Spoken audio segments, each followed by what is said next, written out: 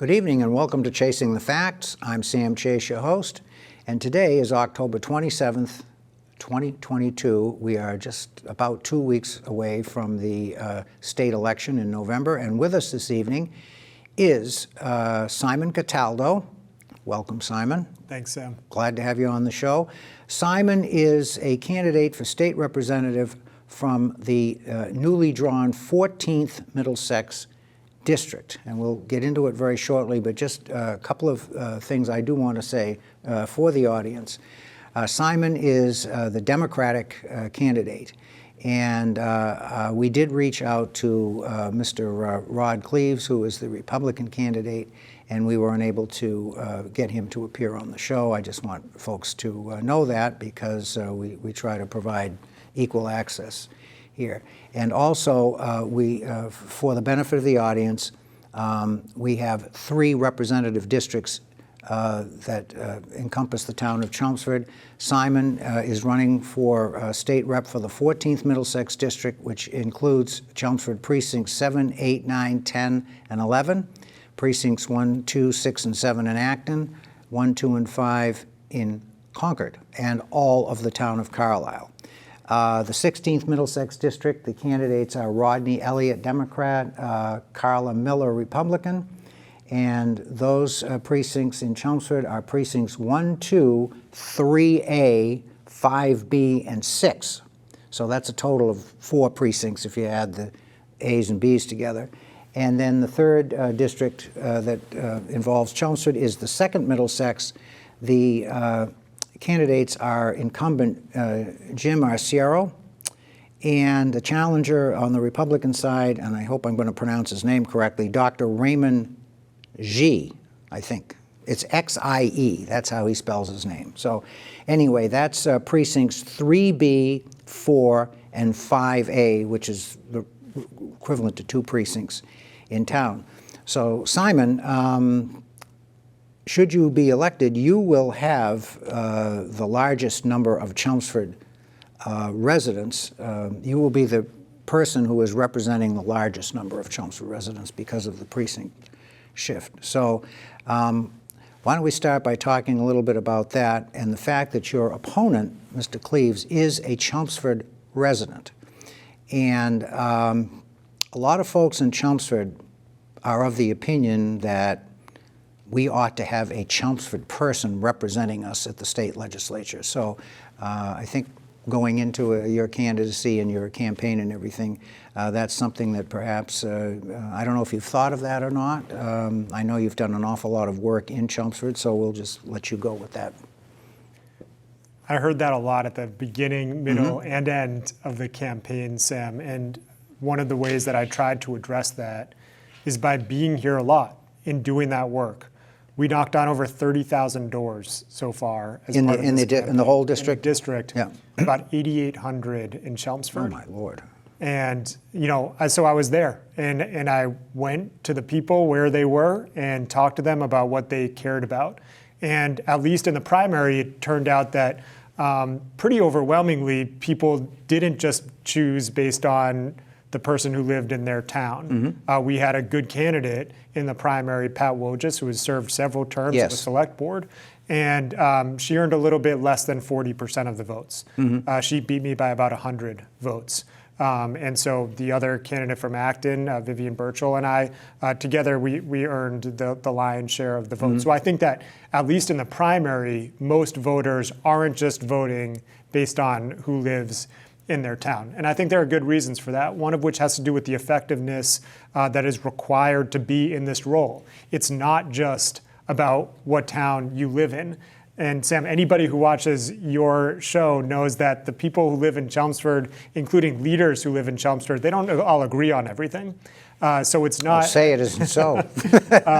It is. It's true. It's true here. It's true.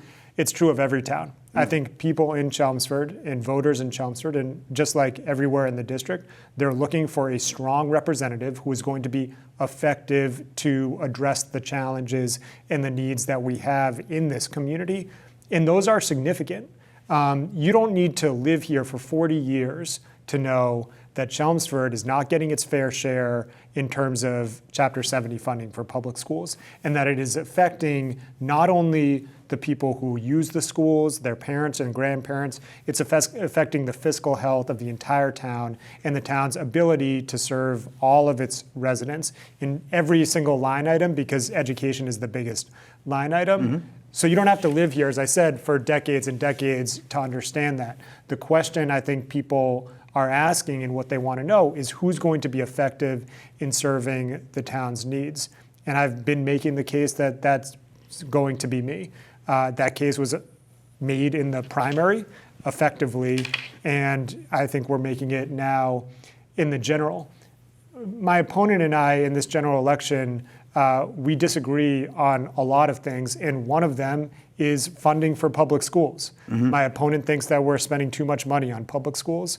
Well, I'd ask the voters to ask themselves, what does that mean in terms of the next state representative? Do you want someone going there who's going to say we should decrease the amount of Chapter 70 funding in Massachusetts? Or do you want somebody who's going to be a strong advocate to bring resources to our district and to the town of Chelmsford? For me, and I think for most voters, that choice is very clear.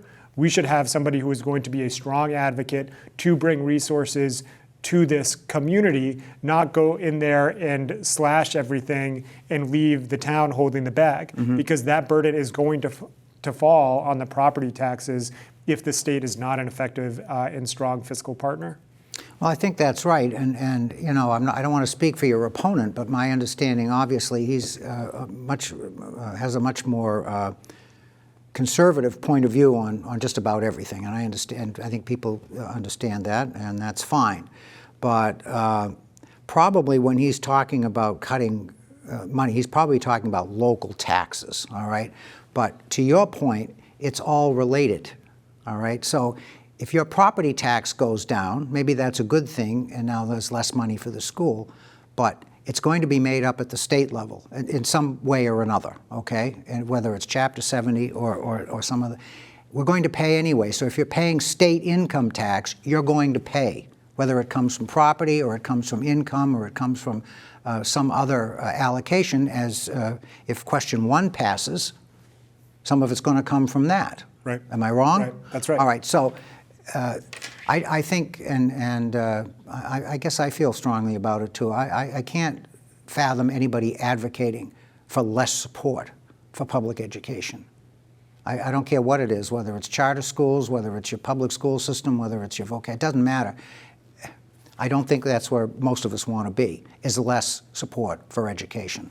Sam, the challenges that we're facing in education, in our economy, with transportation, with our small businesses, there is a role for good government practice and investments to address those challenges. I think so many people in our district right now in Chelmsford who are the people who are relying on the most, who are working the hardest. So I'm talking about nurses, teachers, social workers, small business owners.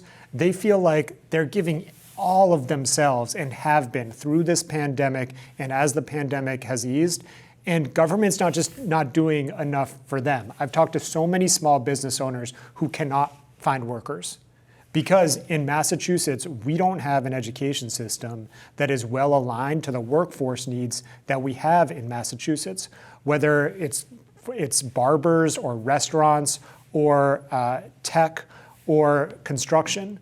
And we need to do something about that. The answer is not just to say we need less government.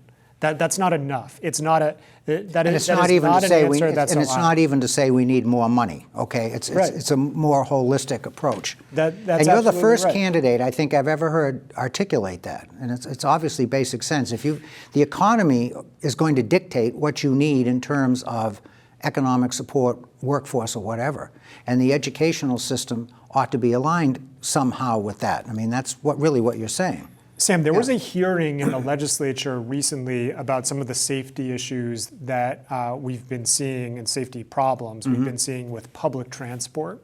And so the head of the agency gets up there, he's testifying in front of the Telecommunications, Energy, and Utilities Commission. And he's saying, look, right now actually our bottleneck is not about money. It's the fact that we can't find people to fill these tech-related positions that would advance the safety needs that we have in our transportation system. So when I hear that, what I think about is, what are we doing wrong in terms of workforce development and education, whereby we can't get people to fill jobs that need to be filled?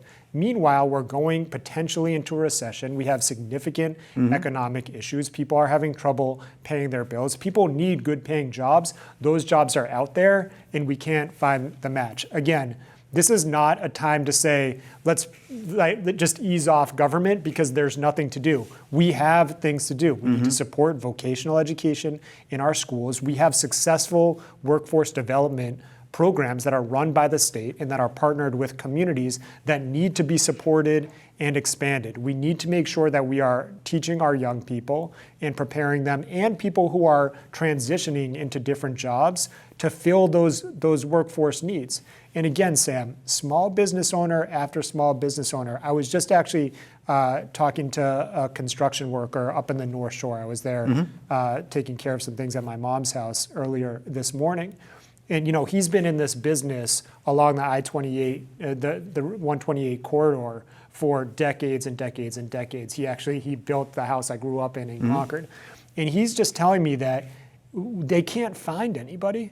He has all these people who want work to be done on their houses. They can't find the plumbers, they can't find the electricians, and there's also the supply chain issues, which is a whole separate issue.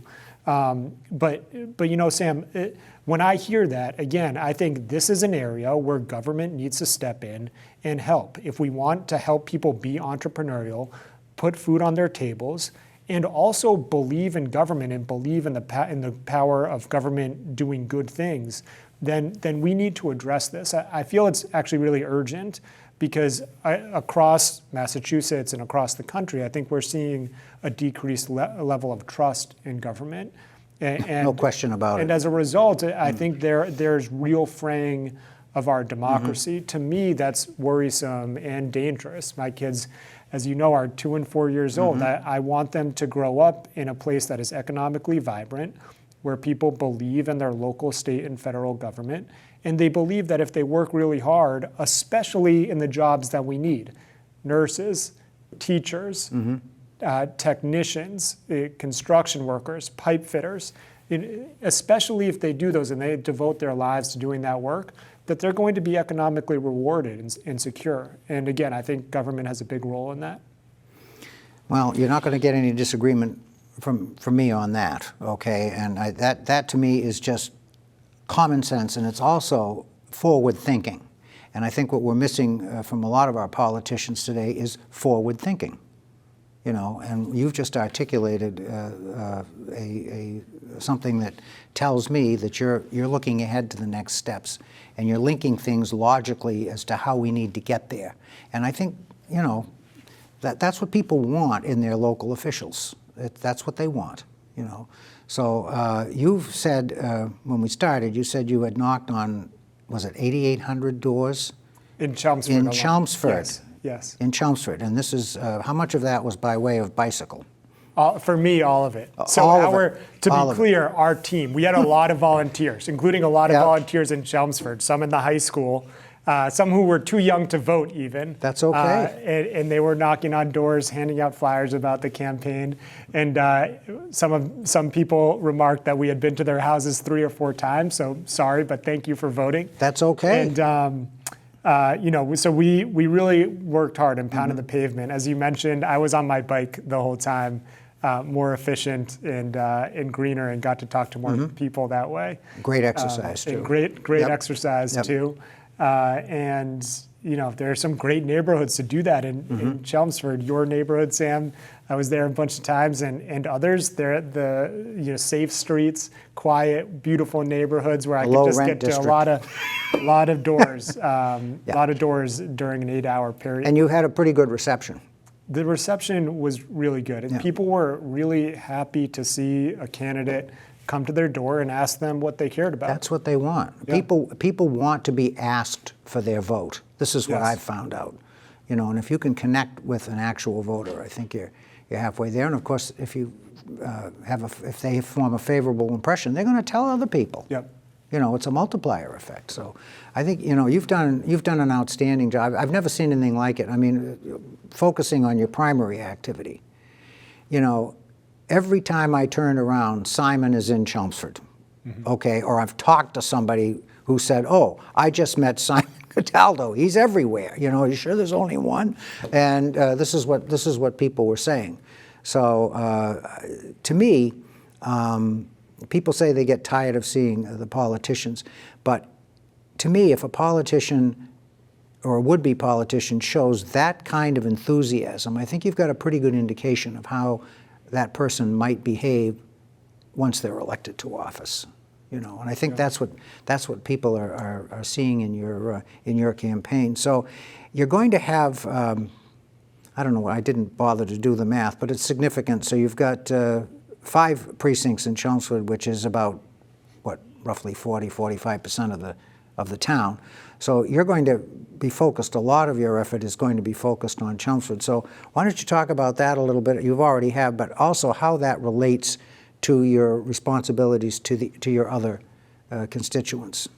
Sam, I think that there are a lot of needs that Chelmsford is facing that are well aligned to what state government can do for people. So there are certain things that kind of fall squarely in the town's domain. But there are other things that the state really can and needs to do in order to support the town. So one of them is the Chapter 70 funding for public schools.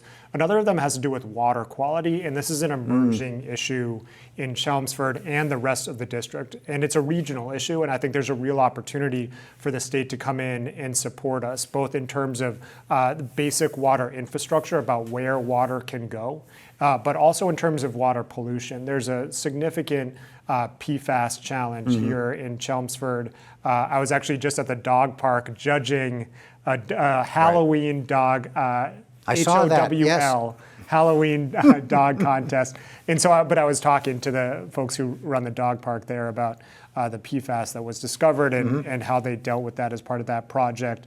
So that is something that the town cannot afford to do by itself. Right. The town can't address the PFAS issues meaningfully without money from the state and possibly the federal government. I think the feds are going to have to chip in on that one too, yes. And the project management expertise. I mean, you can't just tell the water districts here in Chelmsford to kind of learn all about PFAS and deal with it on their own, even if you give them enough money to do it. It really is going to require some state intervention in order for people to feel comfortable and safe and confident drinking water out of the tap, which is something we could do growing up and something everybody should be able to do. No one should be needing to put in whole house filters, which are not paid for by the town or the state, right? And which a lot of people cannot afford. In order to feel safe drinking water out of the tap and for their children to be drinking water out of the tap. This falls into the category of very basic elemental government service, I would think. Right. Is safe drinking water.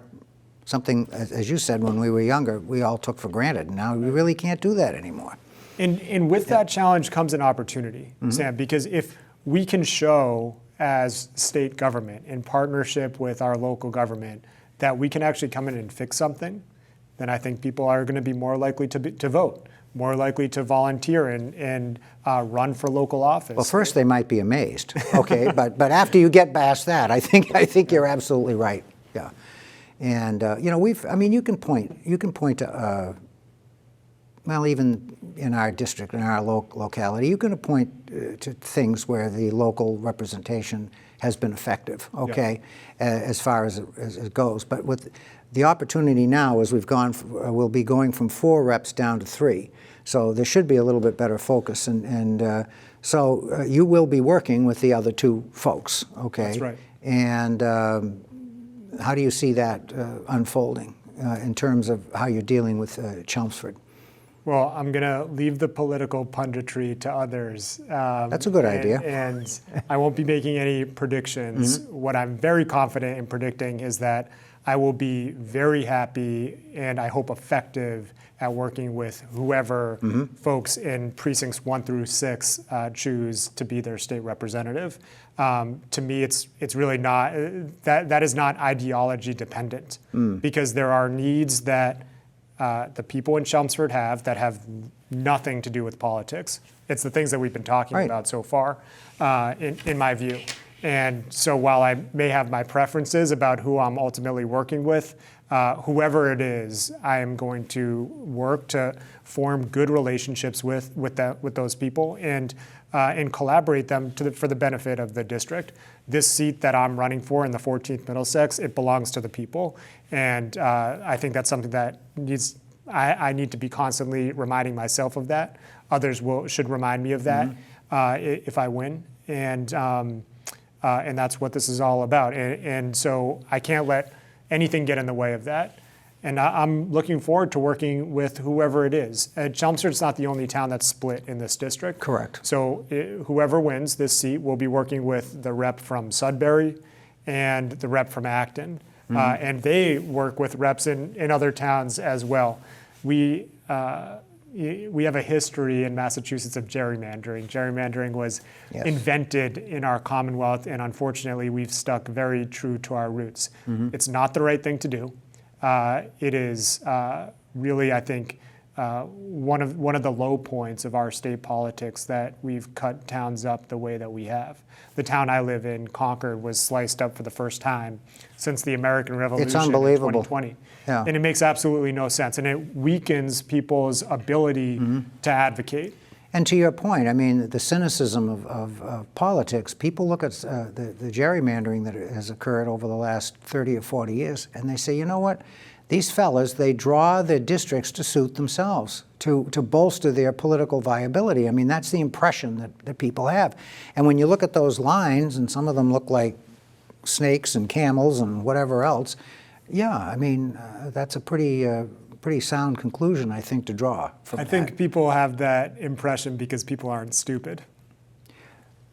And they're right. Thank you for saying that, because I think, again, all too often we're treated to politicians who act like they're talking to stupid people, and you're right.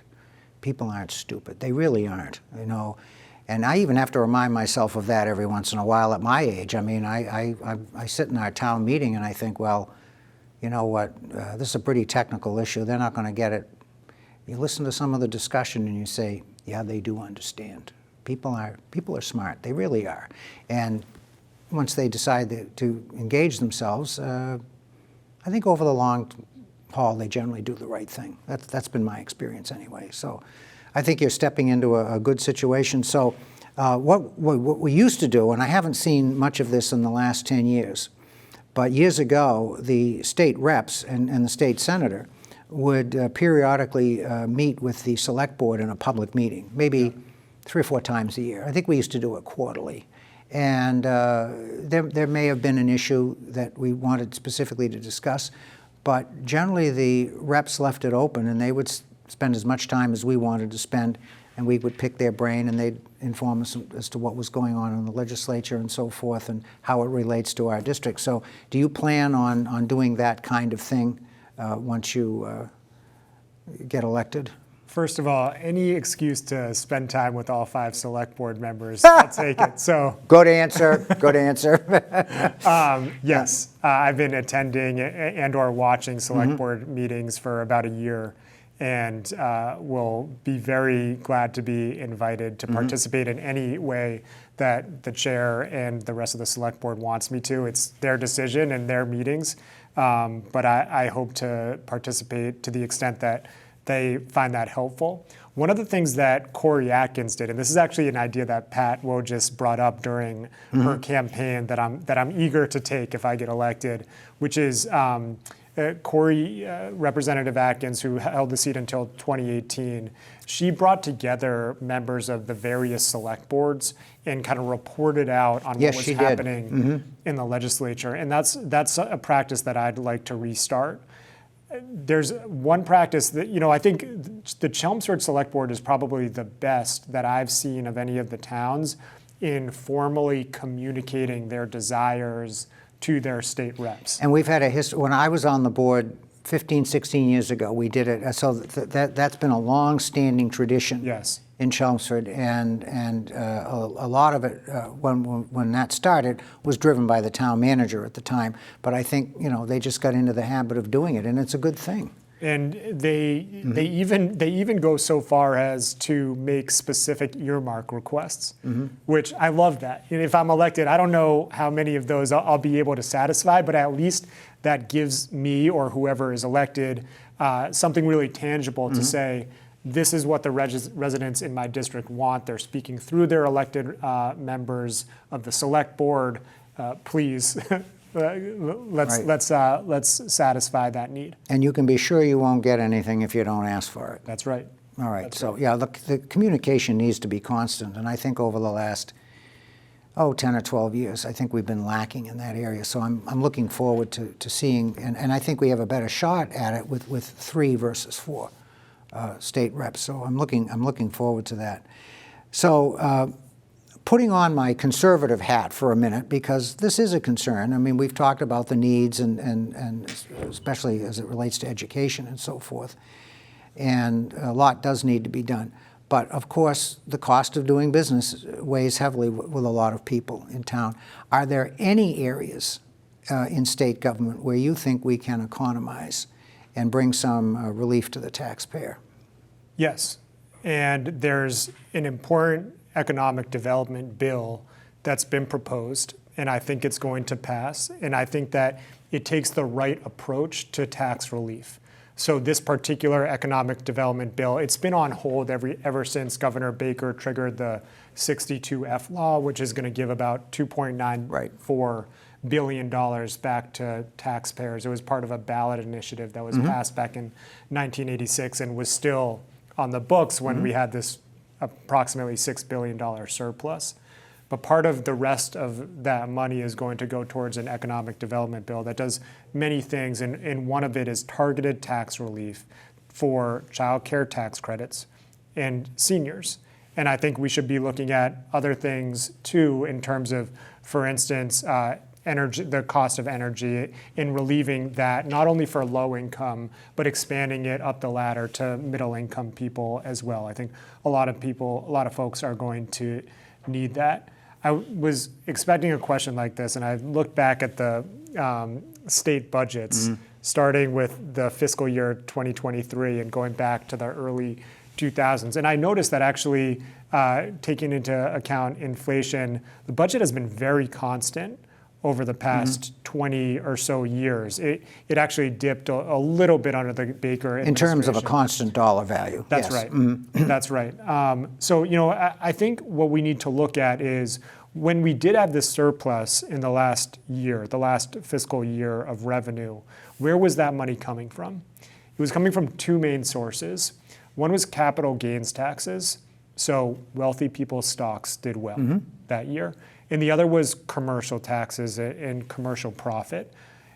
So when we think about what do we need to do to maintain the fiscal health of Massachusetts, make sure that we're not, local property taxpayers aren't needing to do overrides, that the state can be a good partner for our localities, and that we can make appropriate investments. I think we need to look at what is going to make our economy thrive. And there are a couple of really significant both opportunities and I think challenges that if they go unaddressed, we are not going to maintain our competitiveness here in Massachusetts. One of them is transportation. I'm not just talking about safety. I'm talking about significant changes that will meet the needs that we have today. If we do not address that, if we don't make the investments that are needed, I don't think that Massachusetts stays competitive. I think you're right. Economically. We have 40 seconds. I want you to ask for the vote. We're out of time. Go ahead. Sam, time flew, and it always does. Yeah. Thank you for watching this. I appreciate the time that you're taking to learn about me and to learn about the campaign. My name is Simon Cataldo, and I'm asking for your vote for state representative in the 14th Middlesex District. If you send me to Beacon Hill,